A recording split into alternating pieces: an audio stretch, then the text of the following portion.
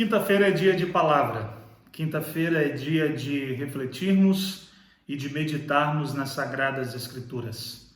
Hoje é dia de tomarmos a nossa porção diária a fim de que sejamos edificados e nutridos por esta palavra que é tão viva, tão eficaz e que pode nos auxiliar, como tem acontecido com muitos cristãos ao redor do mundo no decorrer dos séculos. Eu gostaria de chamar a sua atenção neste dia para o livro de Atos dos Apóstolos, capítulo de número 1, versículo de número 6 ao versículo de número 11. Este é o texto que nós tomaremos por base para a nossa reflexão. Antes, porém, deixa-me fazer um pequeno comentário. Toda vez que nós empreendemos em alguma atividade profissional, espera-se que aqueles que a desenvolvem tenham a capacitação adequada para poderem realizar aquilo que a sua profissão demanda.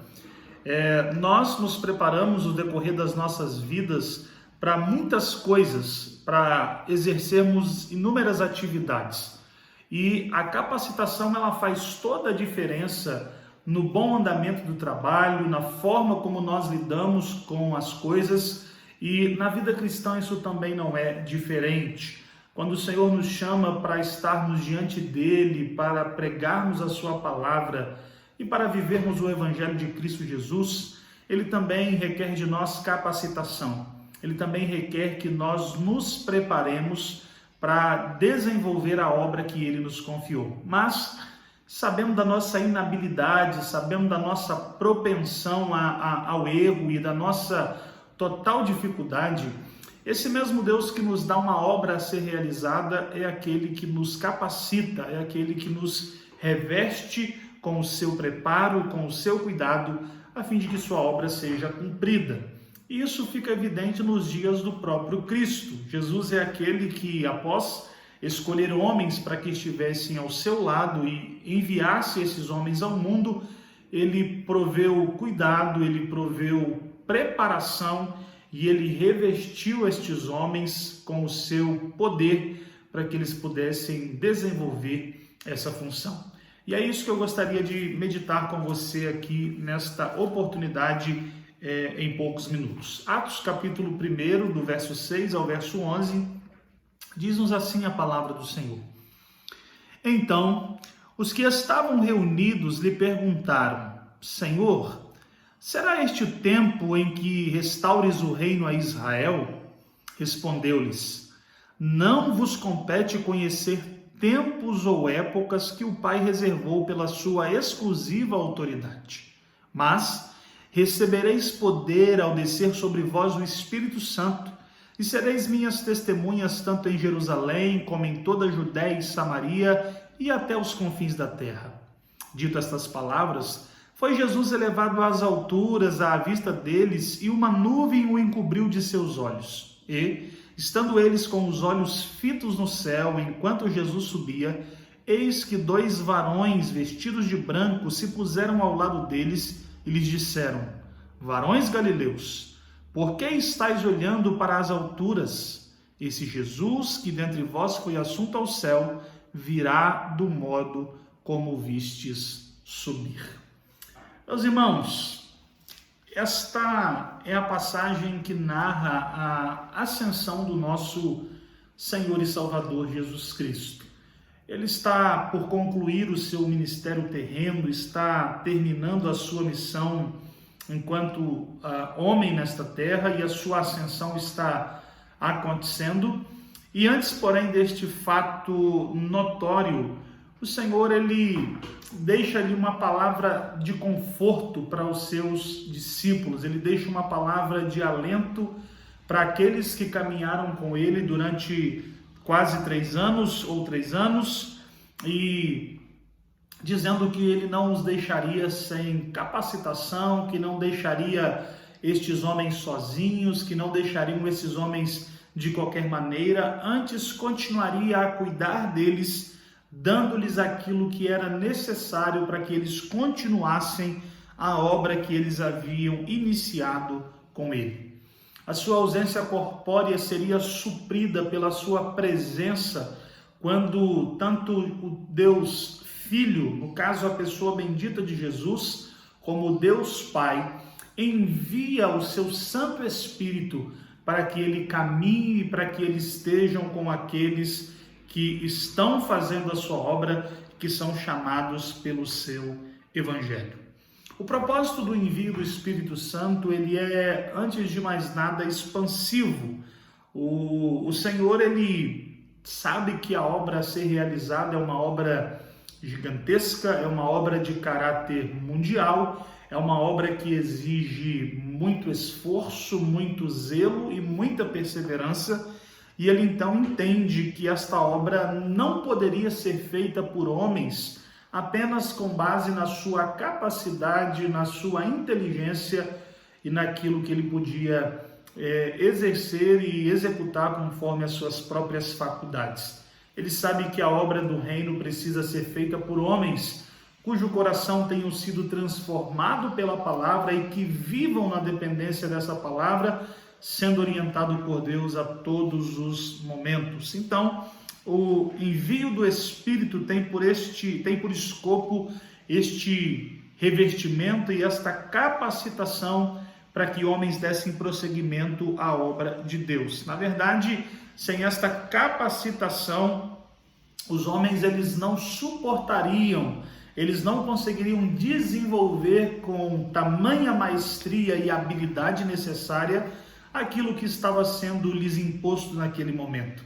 E é por isso que a presença do Espírito ela vem como este revestimento de Deus, como essa capacitação de Deus para que os seus filhos possam realizar esta obra. Meus irmãos, a debilidade e a inconsistência na percepção dos discípulos em relação ao reino de Deus, ela pode ser notada no versículo de número 6 do texto que nós lemos.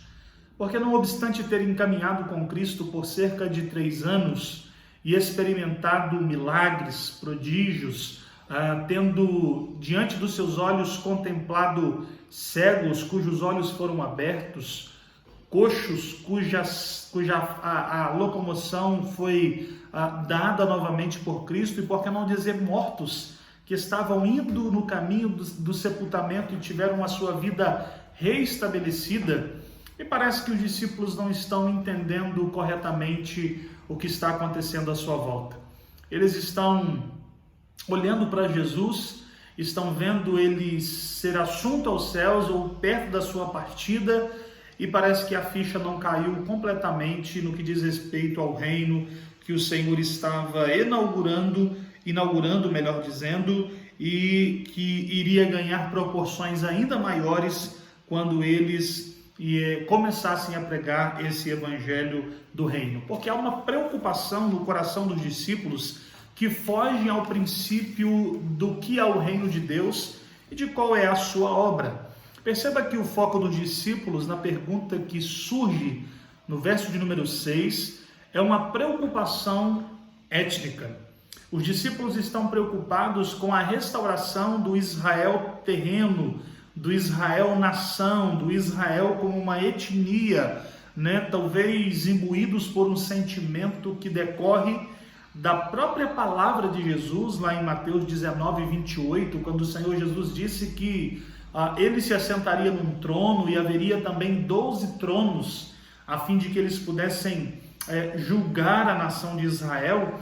Talvez haja na mente deles essa espécie de um reino humano, de um reino étnico, e eles perdem de vista que Jesus está falando de um reino espiritual, do reino de Cristo que foi inaugurado e do qual estava sobre os seus ombros a responsabilidade de expandir este reino e de alcançar os lugares mais longínquos que suas mentes pudessem imaginar.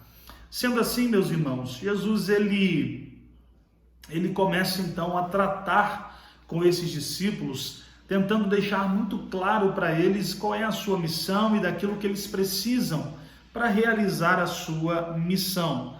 Jesus ele dá uma resposta aos discípulos que é um tanto quanto curiosa, quando eles dizem: quando será que o Senhor restaurará o reino de Israel? Será neste tempo? Perceba que Jesus ele não ignora a ideia de uma restauração, né? Jesus ele não ignora a ideia de uma restauração futura.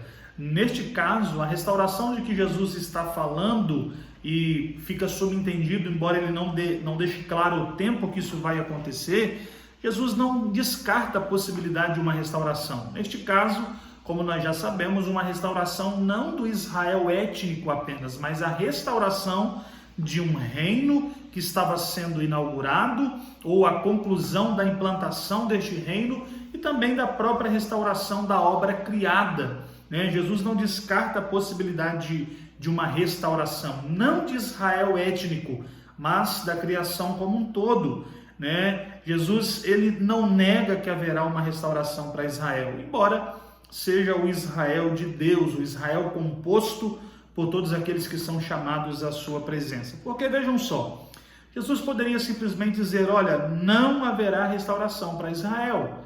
Mas Jesus não diz isso. Jesus, à medida em que os discípulos lhe fazem a pergunta, ele deixa claro dizendo, não vos compete saber tempos determinados por Deus. Jesus aqui está falando do tempo em que ele voltaria pela segunda vez, descendo o assunto aos céus, quando ele retornaria agora definitivamente para buscar a sua igreja, para buscar os súditos deste reino que ele inaugurou através da sua obra. O Senhor então, ele muda, ou ele dá uma resposta que eles talvez não consigam entender bem, porque eles estão falando de um reino étnico.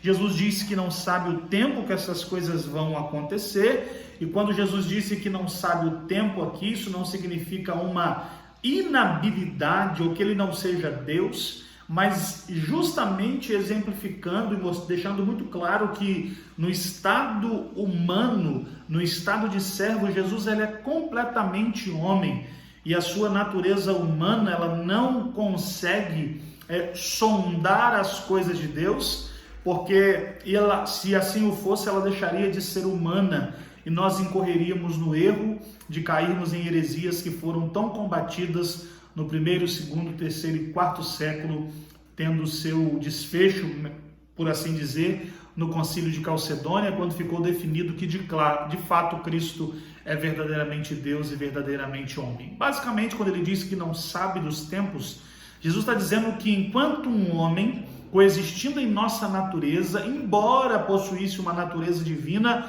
mas não havia comunicação de atributos entre as naturezas, Jesus, como homem, ele não tinha todo o conhecimento. Às vezes parece estranho a gente dizer isso, mas se eu digo que como homem ele tinha todo o conhecimento, todo o poder, eu acabo negando a sua plena humanidade. E você me diz, como que ele fazia então sinais e prodígios? A pessoa de Jesus, tendo a natureza divina e humana, realizava essas obras. Mas se ele diz que não sabia e não sabe desses tempos, quem somos nós para discutirmos ou colocarmos em xeque a palavra do Senhor? Jesus então não se detém muito neste assunto. Perceba que Jesus meio que finaliza o assunto e ele meio que vira a página e ele diz, mas recebereis poder ao descer sobre vós o Espírito Santo. Então perceba, os discípulos têm uma preocupação étnica, eles estão dizendo, quando o reino de Israel vai ser restaurado? Jesus tem uma preocupação com o reino que ele inaugurou e ele diz, olha, não vos compete saber tempos e nem épocas, a segunda vinda é determinada apenas pelo Pai, de modo que enquanto homem eu não consigo sondar essas coisas. Mas Jesus muda a página muito rapidamente e finaliza o assunto meio que dizendo para eles, olha, mas recebereis poder ao descer sobre vós o Espírito Santo. E a descida do Espírito Santo, meus amados irmãos, ela marca um ponto fundamental na vida dos cristãos. Agora, sem a presença corpórea de Cristo, o seu povo ele é guiado pelo Deus Pai e pelo Deus Filho mediante a ação do Espírito Santo. Nós recebemos poder e este poder que nós recebemos através do Espírito tem propósitos específicos e fins específicos. Sereis minhas testemunhas. Perceba o que Jesus está dizendo, mas recebereis poder ao descer sobre vós o Espírito Santo e sereis minhas testemunhas. A capacitação do Espírito, ela vem ao nosso encontro como aquilo que nós mais precisamos para realizar a obra de Deus. A capacitação do Espírito, ela vem sobre nós como uma ferramenta necessária, útil e inigualável para que nós cumpramos a missão que o Senhor colocou sobre a nossa responsabilidade. Recebereis poder. Em suma, Jesus está dizendo para os discípulos: vocês continuarão anunciando o Evangelho do Reino. A mensagem que eu vos ensinei, ela precisa ser expandida, as fronteiras do reino precisam ser alargadas, e eu deixo vocês com essa responsabilidade. Tenho certeza, se o mundo da minha época me perseguiu, muito maior perseguição encontrará vocês durante toda a jornada que lhes resta até que eu volte pela segunda vez. Então, sem a capacitação adequada, sem a presença do Espírito, certamente nós sucumbiríamos nesta missão tão importante e tão essencial para o nosso crescimento e para a nossa vida espiritual. Meus irmãos, ser testemunha de Cristo é algo maravilhoso. Embora seja algo prazeroso, é contudo uma responsabilidade inigualável. De modo que sem este auxílio, sem este poder, sem esta graça outorgada por Deus aos seus filhos mediante o Espírito, todo o nosso trabalho seria em vão. Toda a nossa estrutura, todo o nosso entendimento seriam insuficientes para conquistar aquilo que Deus deixou para que nós conquistássemos. Muito se fala em capacitação do Espírito, levando em conta o termo dinamis, o poder.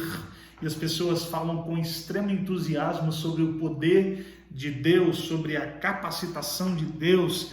E, todavia, a notoriedade que se ganha esse termo poder, dinamis, é a ideia de um poder para realizar grandes coisas, como de fato é. Mas, quando nós olhamos para a nossa cultura secular e para igrejas que não observam adequadamente aquilo que a palavra do Senhor determina, a ideia de poder, ela traz o enaltecimento humano. A ideia de poder aqui, a ideia de que homens realizam sinais e prodígios e com isso os seus nomes passam a ser conhecidos, engrandecidos e eles então se tornam notórios. Mas quando nós olhamos para este texto e entendendo o todo da capacitação do Espírito, nós entendemos que este poder pode sim fazer com que sinais e prodígios aconteçam na igreja do Senhor Jesus Cristo, na vida de pessoas, mas o fim principal nunca é a exaltação do homem, o fim principal nunca é a anarquia, o fim principal nunca é a desordem, o fim principal do revestimento e do poder do Espírito Santo é apresentar o reino de Deus a este mundo, apresentar o reino do Filho de Deus a estas pessoas que carecem ouvir do Evangelho. Então, sereis minhas testemunhas. O poder é para que vocês testemunhem acerca daquilo que eu sou e daquilo que eu fiz. Vocês serão portadores de uma mensagem que sacudiu Jerusalém e as cidades circunvizinhas nos meus dias. Por que não dizer sacudiu de certa forma o Império Romano? Mas imagine o que acontecerá com vocês quando novos horizontes foram descobertos, quando o mundo for crescendo na medida em que vocês foram conquistando terras e levando a semente do Evangelho. Quando nós olhamos a história da igreja, nós encontramos oposição à mensagem de Cristo. Nós encontramos cristãos sendo mortos, nós encontramos apóstolos sendo crucificados, mortos a fio de espada. Jesus tinha tudo isso em mente quando ele promoveu e quando ele deixou essa capacitação para nós. Hoje não é diferente. Embora nós vivamos em um país que experimente certa liberdade religiosa ainda, não é? Diante daquilo que nós temos visto atualmente, fica uma dúvida se nós a teremos como a temos agora, futuramente, mas essa capacitação ela serve para nos ajudar a suportar as lutas, as adversidades e as provações, ao passo que nos impulsiona para alcançar o objetivo e para levar a palavra do Senhor, para testemunhar do Evangelho. Então, diante dessas dificuldades, nós precisamos deste poder. Testemunhar de Cristo e de sua obra é um privilégio, mas ao mesmo tempo é sem dúvida um desafio. Não apenas um desafio em termos de conflitos externos, mas também de conflitos internos, né? O Espírito é aquele que age em nós para que depois possa agir através de nós. Esse poder do Espírito Santo e essa capacitação do Espírito Santo para que nós preguemos o Evangelho do Reino é a força que age em mim para que posteriormente possa agir depois de mim. Este Espírito Santo, este poder e este revestimento é aquele que me dá coragem, é aquele que me dá determinação, é aquele que me dá impulsão para realizar a obra de Deus, é aquele, meus irmãos, que me dá destreza, força, estratégia, é aquele poder que me coloca à disposição do serviço de Cristo, independentemente do que esteja acontecendo à minha volta, que me leva a defender esse evangelho com toda a minha força, ainda que isso me custe a vida, a exemplo dos cristãos. O meu ponto aqui é destacar para vocês que muito mais do que a ideia de poder que tem se propagado por aí, o poder do Espírito que reveste aqueles a quem o Senhor chamou, é uma capacitação que habilita o indivíduo a realizar a obra do Senhor, e para isso, esse Espírito e este poder, ele trabalha primeiro em mim. Alguém diz assim, o Espírito Santo é o diname de Deus, e traduzindo é a dinamite de Deus, e nós somos como uma bomba, como uma dinamite no mundo, nós abalamos o inferno, nós abalamos o reino dos homens. E eu acredito que sim, a mensagem do Evangelho tem este poder e tem esta capacidade. Mas eu acho que quando nós tratamos simplesmente disso, nós perdemos de foco aquilo que é essencial. Esse poder do Espírito Santo também ele é uma dinamite, se vocês querem aplicar esse termo, para que primeiramente imploda dentro de mim, tentando aniquilar a minha carnalidade, a minha pecaminosidade, o meu ego, o meu eu, tornando-me mais sujeito à vontade de Deus, mais consciente do quão grandioso precisa ser o nome de Deus e de quão pequeno precisa ser o meu. Então esse poder que abala o mundo, como as pessoas dizem, primeiro começa em mim.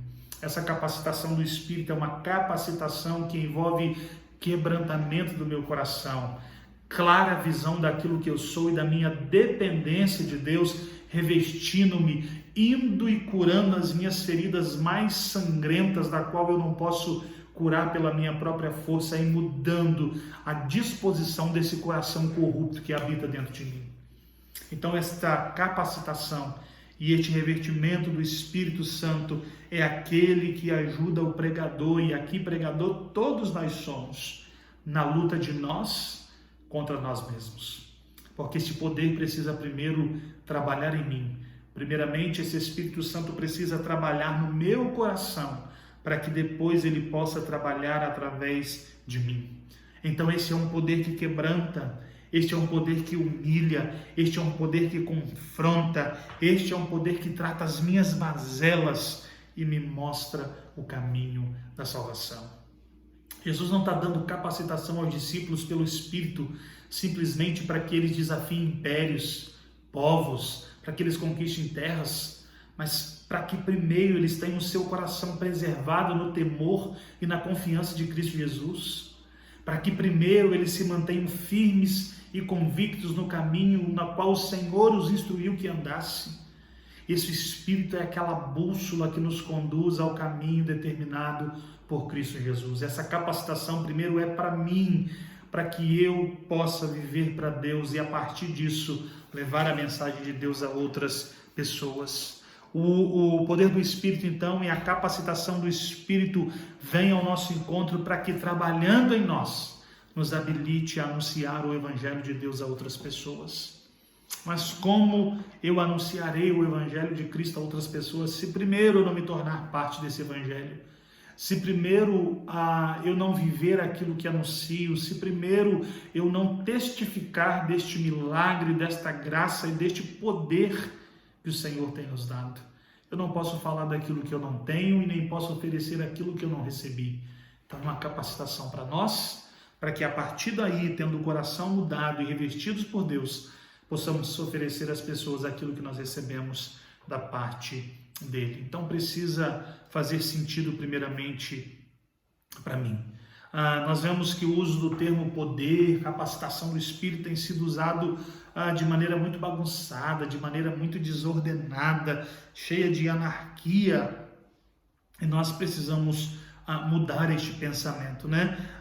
Muitos do que dizem possuir poder do Espírito nos nossos dias não experimentam este poder na sua própria vida, não experimentam esta mudança no seu próprio coração, não tiveram o seu coração, e utilizando a linguagem deles mesmos, né, de dinamite, de explosão, não tiveram o próprio homem interior explodido, de modo que as mazelas fossem arrancadas e só restasse aquilo que é bom.